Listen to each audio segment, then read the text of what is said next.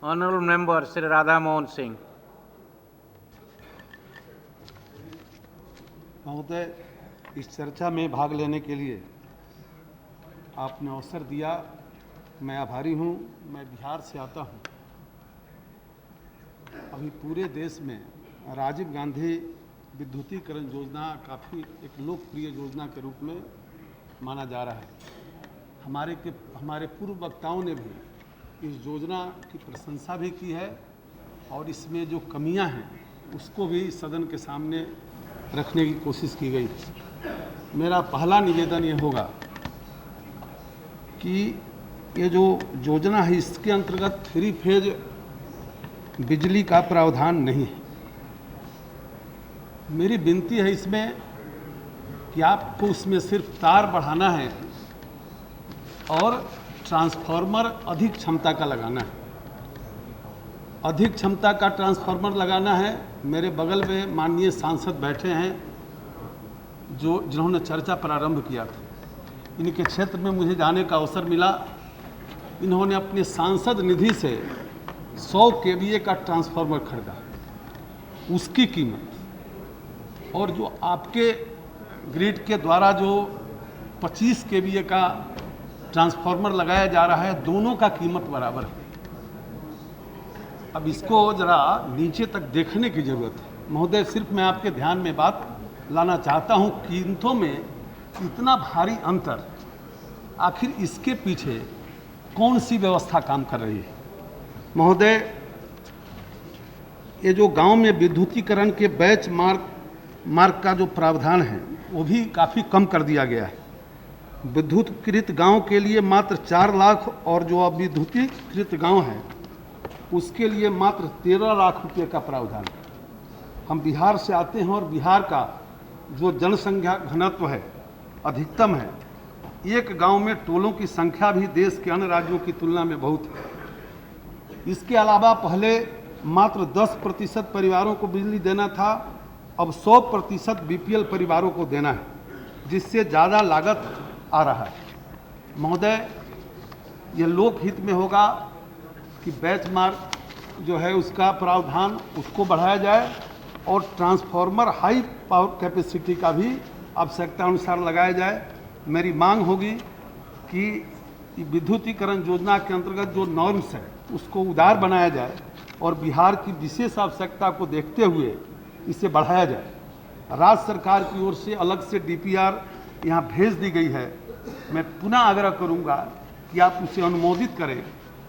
हम आभार व्यक्त करते हैं, हम बधाई देते हैं कि आपने 40,000 करोड़ से 53,000 करोड़ बजट बढ़ाया है और इसीलिए मैं पुनः विनती करूंगा कि हमारे राज्य से जो डीपीआर आया है उसको निश्चित रूप से अनुमोदित किया जाए। ये तो आपकी जो योजना चल रही है उसका हमने जिक्र किया, लेकिन जो आपने इसके पहले सैंक्शन दिया है 10वें प्लान का, पूरे देश का पूरे राज्य का वर्णन करने में काफ़ी समय लगेगा। सिर्फ मैं अपने जिला के जिला प्रशासन से अभी आज सुबह में एक रिपोर्ट मंगाया। उस रिपोर्ट के तहत ये जो 10th प्लान जो 2 बरस पहले पूरा होना, उसमें आपके यहाँ से एचटी और एलटी लाइन 4480 किलोमीटर सैंक्शन और एडिशनल रिक्वायरमेंट 2500 किलोमीटर का और 25 केवीए 16 केवीए का कुल 1129 ट्रांसफार्मर सैंक्शन है। एडिशनल रिक्वायरमेंट 25 केवीए का 1800। अभी 10th प्लान का है। हजूर, आप समझ सकते हैं कि आधा सैंक्शन, आधा अभी गया नहीं है।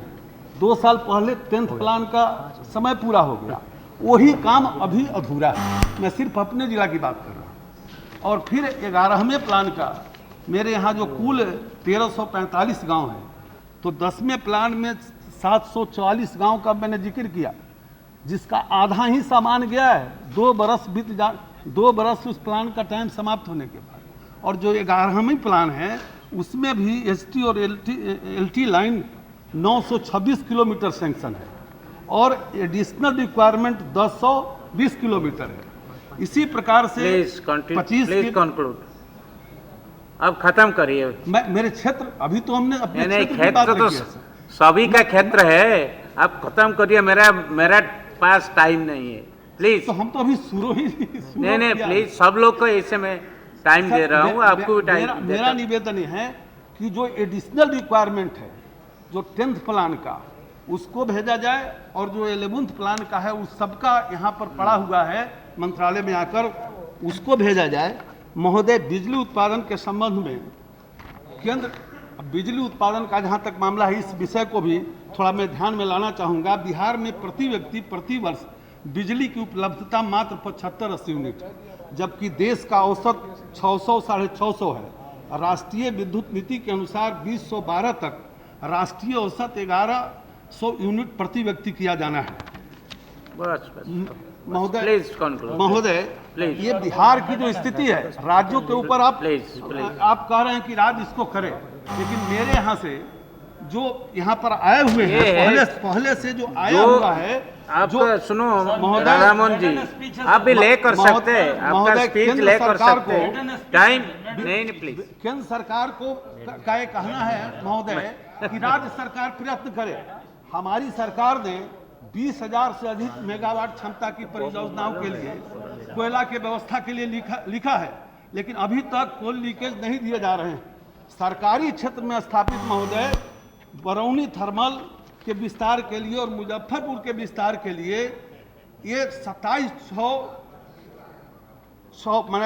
2006 में जो पत्र आया है, हमने उसके लिए 5-5 लाख रुपए की रकम प्रोसेसिंग शुल्क के रूप में कोयला मंत्रालय में जमा भी कर दिया है, और उसका भी अभी तक ऊर्जा मंत्रालय में लंबित है महोदय। और इस प्रकार से जो अन्य भी परियोजना है उसके लिए भी हमने प्रोसेसिंग शुल्क जमा किया है। ऐसी दर्जनों योजनाएं हैं जिसके लिए जमा है और वो अभी तक नहीं हो रहा है। तो इस दिशा में मिशन मोड में चलने की जरूरत है, बल्कि हो रहा है उल्टा हो रहा है। महोदय, मैं आपके माध्यम से ध्यान में लाना चाहता हूं कि 6 जुलाई को ये राज्यसभा के अंदर माननीय राज्य मंत्री महोदय ने जो उत्तर दिया था कि 6 जुलाई 2009 तक की उपलब्ध जानकारी के अनुसार देश के 78% कोयला आधारित ताप विद्युत संयंत्रों में सिर्फ 7 दिनों का कोयला है। 10 संयंत्रों की स्थिति बहुत खराब है, जहां सिर्फ 4 दिनों का ही कोयला उपलब्ध है। आज पूरे देश का कोयला स्टॉक 11,000 मिलियन टन है, जबकि सामान्य आवश्यकता 22 मिलियन टन की है। महोदय, दुख के साथ कहना पड़ता है कि नेशनल एल्युमिनियम कंपनी की 8 इकाइयों में से एक इकाई जो 100 मेगावाट की है वो कोयले की कमी से बंद पड़ा हुआ है।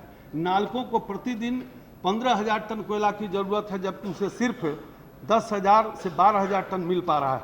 मध्य प्रदेश के एनटीपीसी ताप विद्युत गृह की भी उसकी क्षमता से कम सप्लाई हो रहा है।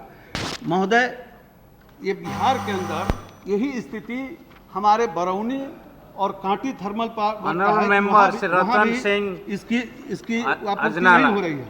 महोदय, ऊर्जा के क्षेत्र में जो असफलता है, मैं निश्चित रूप से उन तथ्यों को 2 मिनट में रखकर मैं अपनी बात समाप्त करूंगा। जो स्थापित क्षमता के मामले में भारत की उपलब्धि अब तक केवल 1.5 लाख मेगावाट रही है, जबकि चीन ने 8 लाख मेगावाट स्थापित क्षमता प्राप्त कर ली है। महोदय, जिस प्रकार से ऊर्जा उत्पादन में कमी और पीक आवर की ऊर्जा उपलब्धता में कमी के बीच का अंतर लगातार बढ़ता जा रहा है, वो देश की ऊर्जा सुरक्षा के लिए निश्चित चिंता का विषय है। बस सिर्फ मेरा 2 बिंदु है। वर्ष 2003-4 31 जनवरी 2004 तक में ऊर्जा उपलब्धता में 7% की कमी। ठीक है, प्लीज अब यह अंतर 9.5% हो गई है। Sir, 1 minute. पीक आवर की उपलब्धता में जो कमी है, पीक आवर में वर्ष 2003-4 में 31 जनवरी 2004 तक 10.7% की कमी थी। अब 30 जून 2009 तक यह कमी बढ़कर 13.8% तक पहुंच गई है। महोदय, 10वीं योजना 41,000 मेगावाट उत्पादन लक्ष्य के विरुद्ध 18,420 मेगावाट ही प्राप्त किया जा सका है। लक्ष्य का सिर्फ 40%। महोदय, प्रधानमंत्री अभी रिकॉर्ड नहीं होगा ऑनरेबल मेंबर, ये रिकॉर्ड नहीं होगा। नहीं, प्लीज 15 मिनट आप ले चुके हैं, 15 मिनट है, please don't record. Ajnala ji, before you begin